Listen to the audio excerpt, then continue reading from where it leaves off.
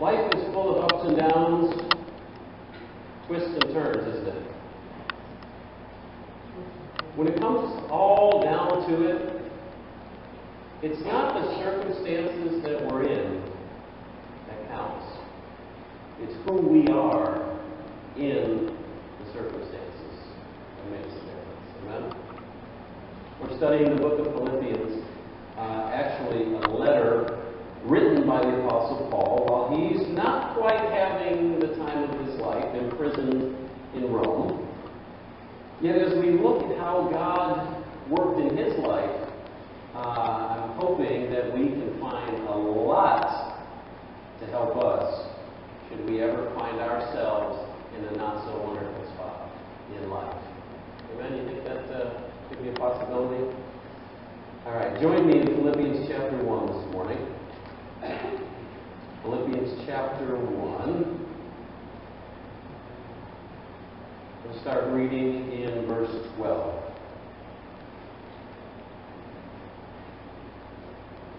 The apostle says this: I want you to know, brothers and sisters, that what has happened to me has really served to advance the gospel, so it has become known throughout the whole imperial guard and to all the rest that my imprisonment is for Christ. And most of the brothers, having become confident in the Lord by my imprisonment, are much more bold to speak the word without fear. Some indeed preach Christ from envy and rivalry, but others from goodwill. The latter do it out of love, knowing that I am put here for the defense of the gospel. The former proclaim Christ out of selfish ambition, not sincerely, but thinking to afflict me in my imprisonment. What then? Only that in every way, whether in pretense or in truth, Christ is proclaimed, and in that I rejoice. Yes, and I will rejoice. For I know that through your prayers and the help of the Spirit of Jesus Christ, this will turn out for my deliverance, as it is my eager expectation and hope that I will not be ashamed, but that with full courage, now as always, Christ will be honored in my body, whether by life or by death. For to me to live is Christ, and to die is gain. If I am to live in the flesh, that means fruitful labor for me. Yet which shall I choose, I cannot tell. I am hard-pressed between the two. My desire is to depart and be with Christ, for that is far better. But to remain in the flesh is more necessary on your account. Convinced of this, I know that I will remain and continue with you all for your progress in joy in the faith, so that in me you may have ample cause to glory in Christ Jesus because of my coming to you again. So here is Paul, again, not really in the circumstances that he would have chosen to be in addition to not being able to be with the churches like Philippi that he started, churches full of people that he loved, people he wanted to be with, people he wanted to get with and teach and impart to and hang around with and encourage in their faith. We also see in verse 15 that there's some trouble brewing in the church in Philippi. There's people taking advantage of the situation that this apostle, this teacher, highly regarded, is not there to keep watch over this flock. Look at it, verse 15. He says, some indeed preach Christ from envy and rivalry. When we read that here and other places in the New Testament, we see that unfortunately there were some people in the first century church, I don't think limited to that century unfortunately, who saw what the apostles were doing, saw how loved they were, saw how respected they were, saw that they got offerings, and they said, hey, we want to get in on this action. That doesn't happen today, does it? No, of course not. Televangelism, anybody? Sometimes they were just trying to be something that they really weren't. Sometimes they were false teachers actually leading people astray. So, I don't know if we really understand, we really can appreciate what we have in the completed Bible. those people around that time, they would have this letter written to them from the apostle, right? They'd have this letter to the church in Philippi.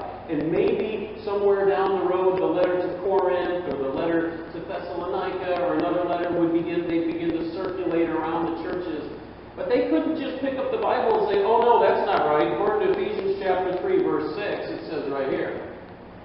Or 1 Timothy 5, verse 2, it says clearly right here. They didn't have that. They had these letters that would circulate. They had the apostles that would travel from place to place. Maybe someone else who an apostle affirmed to go and spend time in the church's teaching. And then they had the Old Testament. So they don't have the advantage that we have, especially, for false teachers coming in the church and saying, oh, no, it's not that way, it's this way over here. We are very, very blessed to have this completed book. Very, very blessed.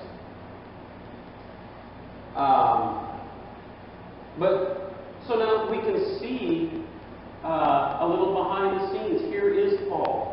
In addition, then, to being imprisoned himself, he's concerned for these churches that he started, concerned for these people that he loves, concerned that the wolves have come in among the sheep and are leading people astray and are spreading false doctrine and all kinds of things that are going on. And he's like, and I can't get there. I can't get there. Here I am, excuse me. But look what he says in the midst of all of that. Verse 18, what then? That in every way, whether in pretense or in truth, Christ is proclaimed, and in that I rejoice. I want to entitle the message today, The Choice to Rejoice. The choice to rejoice. I don't want you to think for 1 minute that this was easy for the Apostle Paul. He was extremely protective as a father would be for his own children, for his own household. He was so protective of these churches. He wanted to be there. He wanted to confront these fake ministers. He wanted to confront false teaching. He wanted to be with them and equip them and encourage them in their faith and grow the church and help people. But he can't. He's stuck in prison. And you can bet that he wrestled with God on this. I don't get this, Lord. You called me to be an apostle, a sent one that went out and taught and started churches and doing this. And now you've got me imprisoned in Rome. What is going on here, God? I don't get it. What are you doing here? Right? No, I wasn't there. But, Paul was human. And you and I are humans. And we've all been in those situations, haven't we? Situations that just don't make sense to us. Situations where we're hindered from moving forward, or we're put out, or we're suffering in some way, and there's just seemingly no rhyme or reason to it. We're trying to do the right thing, but somehow everything's just falling apart. Have you been there?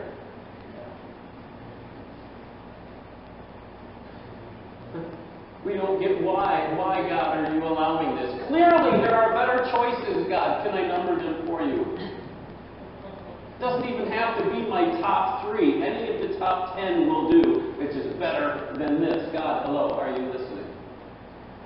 You ever been there? Tough situations. I just don't get it, God. Don't get it. It's hard. But what God shows us through Paul's experience here is that, like him, in those tough situations, you and I have a choice. We can freak out in stress and frustration. We can waste away in discouragement and depression. Or we can live our lives day in and day out. Not just in tough spots, but day in and day out, you and I can live our lives victoriously, confidently and contentedly. And how do we do that? By choosing to rejoice. Choosing to rejoice. What does it mean to rejoice? The Greek word here is kairo. Anybody ever been to Egypt besides Tom? Kairo. It's an inner state of well-being, gladness, feeling joy or pleasure about something. Is that what we're reading in Paul's life at this point in time? That Paul's in this state of well-being, pleasure when he thinks about what's going on in the churches? No. Normally, you and I think of rejoicing as a spontaneous reaction to something. Like how Kathleen and I felt when our daughter and her husband and our 15-month-old grandson pulled into the driveway earlier this week. That is rejoicing, right? That spontaneous reaction. They're here. Give me that little kid, right? They're here, rejoicing. But one of the principles that you and I learn over and over and over as we get into the Scriptures is that this higher life that God calls us to and opens up to us in Christ is a life where we don't live by reactions. We don't live by reactions, be it fear or anger or passion. Through the grace of God, you and I can respond to situations with wisdom, with self-control, with grace, with love, with patience, right? Forbearance. In other words, you and I are not a slave to our emotions. They don't rule us, or at least they don't have to rule us. That's part of what Christ was victorious over in his death and resurrection. We are not ruled by our emotions. We don't have to react. Very, very easily here, Paul could get caught up in the frustration. Absolutely. In fear. In doubt of his own calling. Right? Why am I... Did I miss it somewhere? What's going on, God? Maybe you haven't called me to be an apostle. Maybe, I'm thinking of all these thoughts that are running through potentially running through his head. The same thoughts that run through our heads, right? Again, take Paul off of the supernatural pedestal and say, human being, he's struggling. And all of these thoughts, just like with you and me, all of these thoughts that he's thinking, Paul could try to take control of the situation himself and change it. Because, after all, God doesn't seem to be doing anything here. Am I hitting reality for anybody? Is this resonating with anyone? I prayed about it. God's not doing anything, so it's time for me to move in and take things under control and make them go the way I think they should go. Been there, done that. Go there, do that. Got the t-shirt. Face the consequences. But in the midst of it all here, Paul says, look at it in verse 18. I rejoice. Yes, and I will rejoice. This is not a natural reaction to circumstances. It is a choice that he is making. A choice to be glad. A choice to find this joy and pleasure in his seemingly bad circumstances. And a decision to keep making that choice. It's not something that we just, okay, that's it. I decide I'm going to smile through this and everything's wonderful. We might have to make that choice now. We make it 10 minutes from now. We make it an hour from now. We make it tomorrow, right? It's not, you don't just flip a switch. Paul says, I rejoice and I will rejoice. He's making that choice. I see three things in this passage that may not necessarily come to the surface in every situation that we're in right away, but I think God helps us to see them because any one of them can help us to make that choice to rejoice. I'm only going to get to one of them this morning. But three things that I see. Number one is this: look for the good.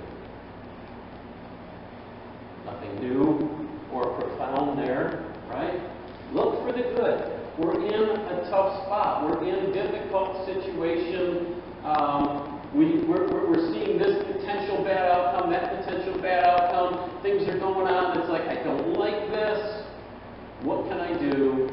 We can look for the good.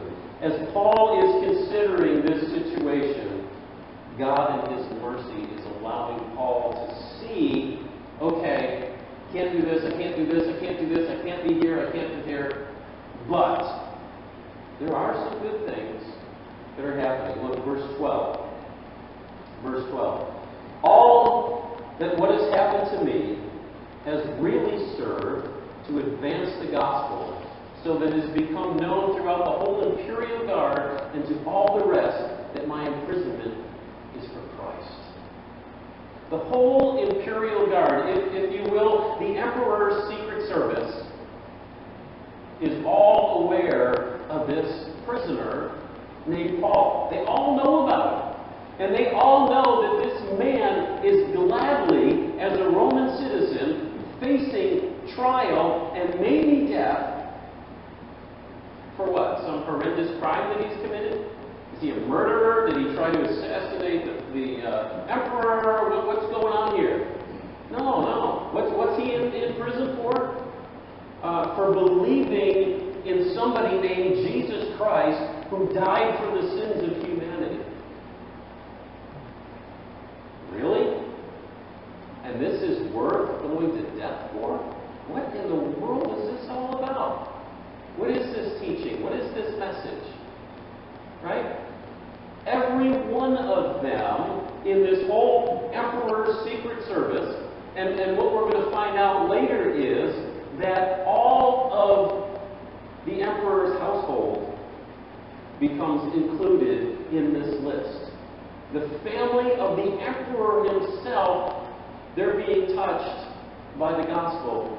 Why? Because Paul's in Philippi doing what he wants to do? No. Because he's here preaching the gospel, imprisoned in Rome. And it's reaching the highest levels of society. Things are happening. Every one of those in this imperial guard is facing the question deep in their hearts. They can't get away from it. What is compelling this man to go through this for this belief? How can he do this?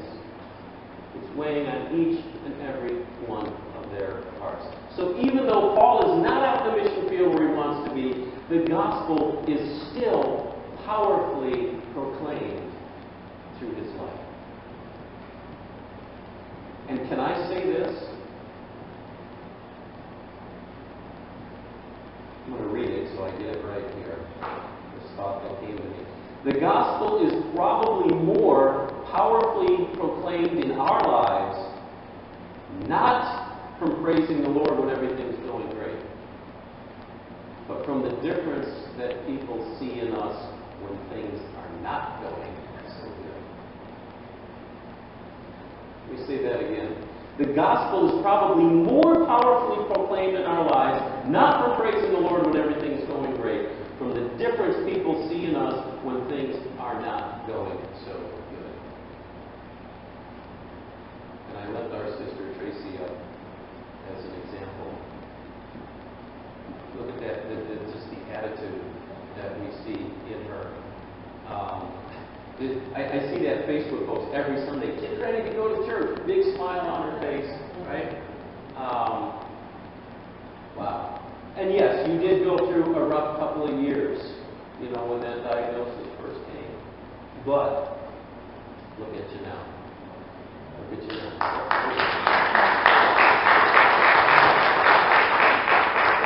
What God has worked in her heart and can work in our hearts to see the good. To see the good. What a powerful, powerful verse. Verse 14. And most of the brothers, having become confident in the Lord by my imprisonment, are much more bold to speak the word without fear. Something else good that's coming out of Paul's tough situation is imprisonment.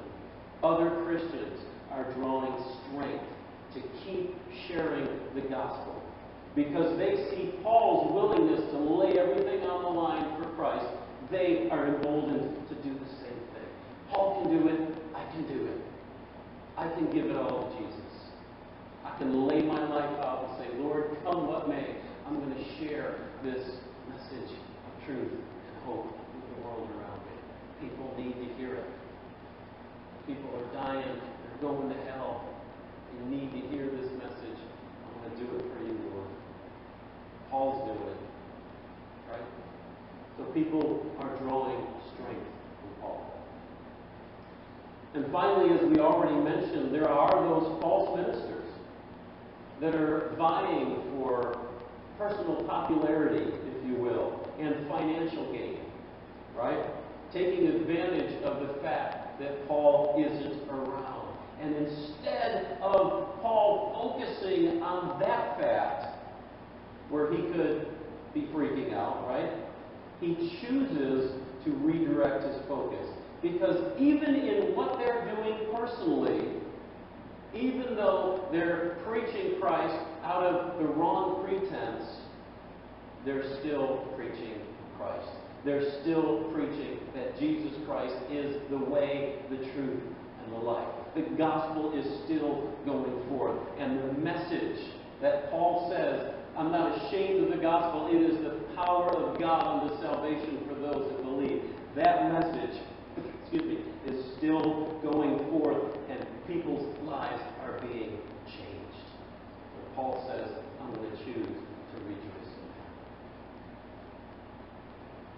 that. So again, looking for the good. The gospel is going out through the Imperial Guard. The gospel is going out through other people that are being emboldened. The gospel is going out through his life. The gospel is going out even through these false ministers, right? And what is Paul calling? Paul's calling is evangelism. So, I mean, he's saying it's still happening. It might not be happening the way I want it to, but it's still happening, and I choose to rejoice in that. And I will rejoice in that. Because God is still up to something. And here's the truth, church.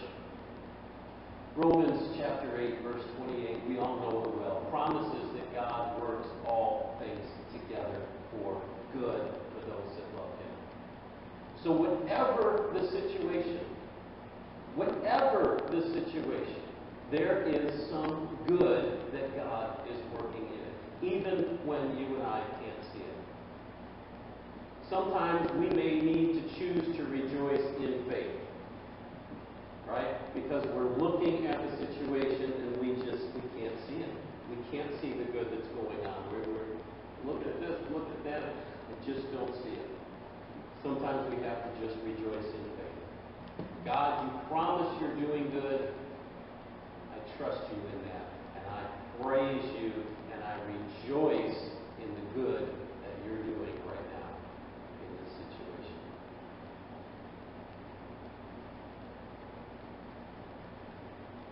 Chances are, though, as you and I stop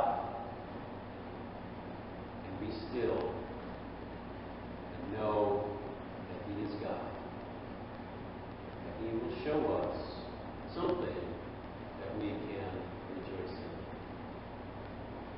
Sometimes in my life, God, thank you that I'm not falling apart. Thank you that I'm not handling it the same way now that I handled it 5 years ago. Thank you that I'm handling it better today than I did yesterday. Thank you that you're at work in me, that there is some good that is going on, even, Lord, in my heart and in my life. You're teaching me patience. You're teaching me to trust you. You're teaching me to rest in you. And in that, Lord, I will rejoice. I used to think that joy was some kind of thing that was I should just naturally feel joy every day. Sometimes there's songs that would lead us to believe that, just every day is just so happy. No, it's not really like that in reality, at least not in my life. But joy isn't this thing that just follows us around. Joy is a choice. It's a choice. It's a choice of faith. It's a choice to say, God, you're in charge. You've got this. You promised not to let me go, right? And I'm going to choose not to fall apart, not to freak out, not to get into fear and discouragement and doubt and all this kind of stuff. I'm going to choose to put my eyes on you and rejoice in who you are, rejoice in your promises. Amen? Make the choice. Make the choice. Because when we do, not only will you and I walk in victory and in confidence, but I will tell you this, the world will sit up and take notice of this faith, this difference that it makes in our lives. The biggest criticism people have of church people is that we're just like everybody else. There's no difference. Push the right buttons, they'll be just as nasty or nastier. Fall apart at the drop of a hat, right? But when we get a hold of these truths, grab a hold of God with all of our hearts, stand strong in the difficulties and the trials, start responding out of love to people, and not reacting, the world's going to see a difference. They're going to say, okay, now tell me about this Jesus. Amen? Amen. Let's pray. Father, we thank you for your promise that you are working all things together for good in our lives.